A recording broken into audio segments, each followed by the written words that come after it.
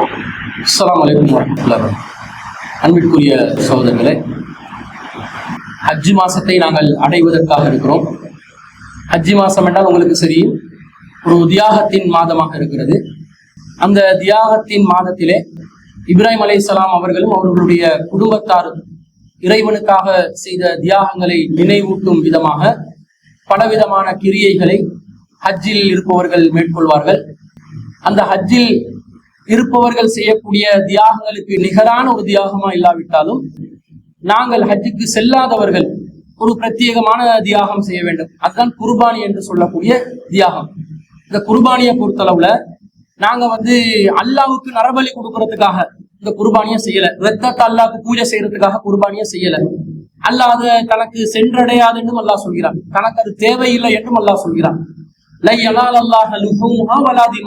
பிராணியின் மாமிசமோ ரத்தமோ அவனை அடையாது.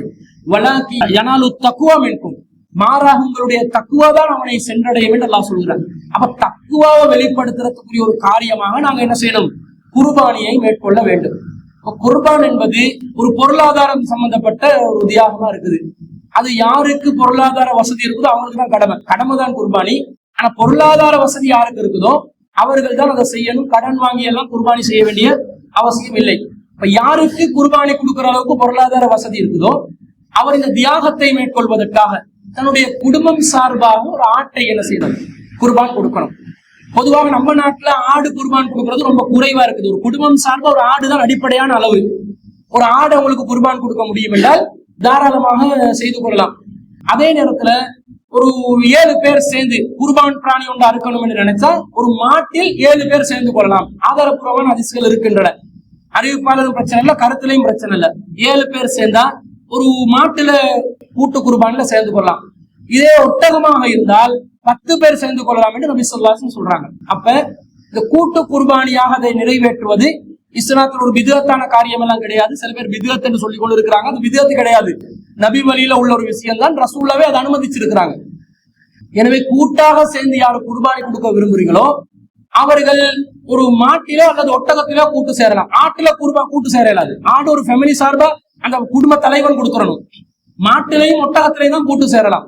ஆனா ஒட்டகம் நம்ம நாட்டுல மாமிசமா யாரும் சாப்பிடுற பழக்கம் இல்லை. அதனால மாடை தான் என்ன செய்யறோம்? கூட்டு குர்பானிக்குரிய ஒரு பிராணியாக அறிவிச்சிருக்கிறோம். கிட்டத்தட்ட தற்போதைய அந்த விலைவாசிகள் அந்த மாடு வியாபாரம் செய்யறவங்க இருப்பாங்க. மாட்டுல மாஃபியா வேலையும் செய்வாங்க. சில பேர் மாட்டு மாஃபியா விலைய சும்மா சுரண்டி ஏத்தி விடுவாங்க இந்த குர்பான் காலத்துல. அதெல்லாம் தட்டி கேட்கறதுக்கெல்லாம் ஒரு பலம் உருவாகணும். இன்ஷா அல்லாஹ் அது உருவாகினால் அது கண்டிப்பா நாங்க தட்டி கேட்போம். அப்ப இந்த மாட்டு மாஃபியாவை தாண்டி ஒரு விலை இருக்குது. ஒரு ராத்தலுக்கு 1150 ரூபாய்ன்ற மாதிரி ஒரு விலை. அதை வச்சுதான் நாங்க கிட்டத்தட்ட ஒரு 100 கிலோ ஒரு மாடாவது அறுக்கணும். அப்பதான் கொஞ்சம் இறைச்சி கிடைக்கும்.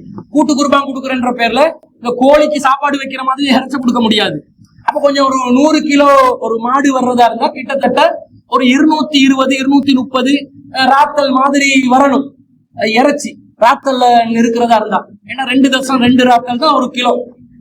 அப்ப ஒரு ராத்தல் கணக்கு செஞ்சு பார்த்தா ஒரு 40,000 ரூபாய் ஒரு மாட்டிட பங்கு விலை போடலாம் என்று தீர்மானிச்சு 40 × 7 2,80,000 ரூபாய்க்கு ஒரு மாடு எடுக்கலாம். ஒரு 243 ராத்தல் எடையுள்ள ஒரு மாட்டை எடுத்தா ஒரு 110 கிலோ இறைச்சி நமக்கு கிடைக்கும். கிடைச்சா 7 பேருக்கு பங்க போட்டுருவோம். 110 7ஆல பிரிச்சிருவோம். 110 7ஆல பிரிச்சு 100 வந்தா 100 7ஆல பிரிக்கிறது, 90 வந்தா 90 7ஆல பிரிக்கிறது. இப்படி பிரிச்சு அவங்களோட பங்கு தொகையை அவங்களுக்கு கொடுப்போம். நீங்க என்ன பண்ணலாம்டா மொத்த 50 இறைச்சி வீட்டுகளுக்கும் நீங்களும் சாப்பிடலாம், ஏழைகளுக்கும் கொடுக்கலாம், காஃபிர்களுக்கும் கொடுக்கலாம். இது குர்பான் இறைச்சி காஃபிர்களுக்கு தடை வேண்டி இல்ல, தாராளமா அனுபவிக்கலாம். ஹஜ்ஜி பெருநாள் என்றது என்ஜாய் பண்ற ஒரு பெருநாள் தான். இறைச்சல நல்ல மூழ்கலாம்.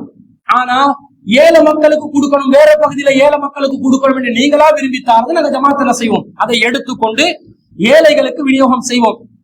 பள்ளிவாசலோடு தொடர்பு உள்ளவர்களுடைய குடும்பங்களுக்கு கொடுப்போம். அதே போல நாங்க பரம ஏழைகளை இனம் கண்டு அவங்களுக்கு விநியோகம் செய்தாலும் நமக்கு சிரமம் தான். ஏன்னா பெருநாள் நாள்ல நீங்க தொழுதுட்டு போயிட்டு என்ன செய்வீங்க? வீட்டுல ஹாயா சாப்பிட்டு தூங்குவீங்க. நாங்க என்ன பண்ணுவோம்னா மாடோட மல்லு கட்டணும். முழு நாள் மாட்டோட மாட்டை இறைச்சோட விநியோகத்தோட மல்லு கட்டி குடலோட இந்த மாதிரி மல்லு கட்டி கொண்டே அந்த நாள் போகும். என்றாலும் மக்களுக்கு நல்லது நடக்கிறதுக்காக வேண்டி இந்த தியாகத்தை நாங்க தொடர்ச்சியாக செய்து வருகிறோம். 40,000 ரூபாய் விலை ஜாஸ்தின்னு நினைச்சிடாதீங்க.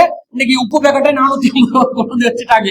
40 ரூபாய் உப்பு பேக்கெட்டை 450 ரூபாய்க்கு கொண்டு வந்து வச்ச காலத்துல 40,000 ஒரு விஷயம் கிடையாது. நீங்க விரும்பினா ஒரு மாடு நான் வாங்குறேன்னு சொன்னா நீங்க தரக்கூடிய காசுக்கு ஏற்ற மாதிரி ஒரு எடையுள்ள மாடை வாங்குவோம். சில நேரம் நாங்க 2,80,000 மாடு பாக்குறோம், 250க்கு தான் கிடைக்குது. நான் 30,000 7 பேருக்கு திருப்பி ரிட்டர்ன் பண்ணிடுவோம் காசு என்ற ஒரு நியாயத்தின் அடிப்படையில கூட்டு குர்பானியை செய்ய நினைக்கிறோம். யாரெல்லாம் நம்மளோட தொடர்பாகி இந்த குர்பானி பணியை சரியாக நிறைவேற்ற நினைக்கிறார்களோ தாராளமா எங்களோட தொடர்பு கொள்ளுங்க. அதே நேரத்துல சில பேர் எங்களுக்கு ஒரு ஆடை பிடிச்சுட்டாங்கடா, சில ஆடுகளை பிடிக்கிறதுக்கும் கஷ்டமான காலம் தானே, பிடிச்சுட்டாங்கன்னு சொன்னா 40,000 ரூபாய் 45,000 இந்த குர்பான் காலத்துல கொஞ்சம் விலை ஏறும். 45, 50, 60, 1 லட்சம் 2 லட்சம் வர காலத்துல ஆடு தேடலாம். நீங்க எந்த விலைக்கு விரும்புறீங்களோ நாங்க கூட பப்ளிக் சர்வெண்டா மாதிரி தேடி தர போறோம், அவ்வளவுதான். எங்களுக்கு இதுல கமிஷனோ ஜமாத்துக்கு லாபமோ எதுவுமே கிடையாது.